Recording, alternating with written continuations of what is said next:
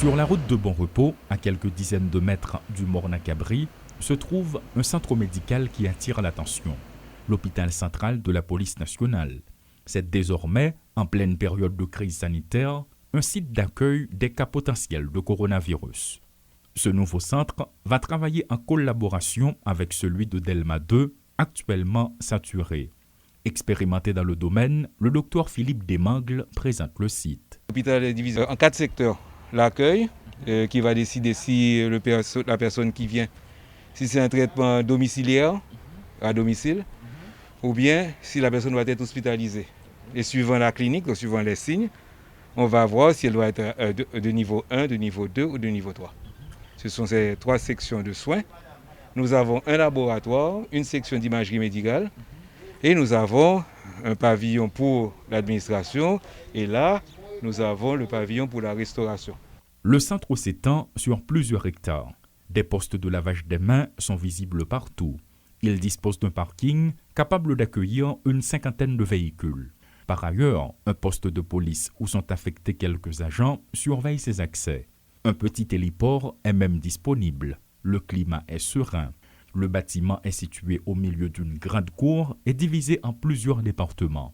Des travaux sont en cours, mais l'essentiel est déjà fait, selon les témoignages du docteur. Pour l'instant, j'ai 100 lits. J'ai une capacité de 100 lits. Okay, mais je compte arriver jusqu'à 150.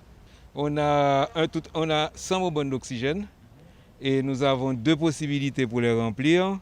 Une tout près là à l'hôpital communautaire de Bon Repos et une autre, on peut les remplir aussi à la Sonapi. Des lits, des bonbonnes d'oxygène, entre autres, 2 salles sont déjà équipées en attendant les patients et une 3e est en cours d'équipement. Un laboratoire d'analyse répondant aux critères standards fonctionne. Des professionnels de santé y travaillent et tout a l'air d'être fin prêt. Quels sont les règlements et les heures d'activité? Le docteur Desmangles répond. Ils arrivent à l'accueil, ils sont automatiquement pris en charge par un personnel. Comme tu vois, nous avons déjà les chaises roulantes qui sont disponibles. Okay? Et ils vont entrer dans la salle de triage. Okay? Il nous manque, on est censé recevoir aujourd'hui et demain le matériel pour la salle de triage. Et nous avons, ça c'est le premier niveau. Okay? Donc nous sommes en train d'installer les appareils, comme tu vois. Pour à peu près chaque lit, nous avons un concentrateur d'oxygène et nous avons les bonbonnes d'oxygène. Maintenant, pour le niveau qui est beaucoup plus pointu, nous avons une salle ici.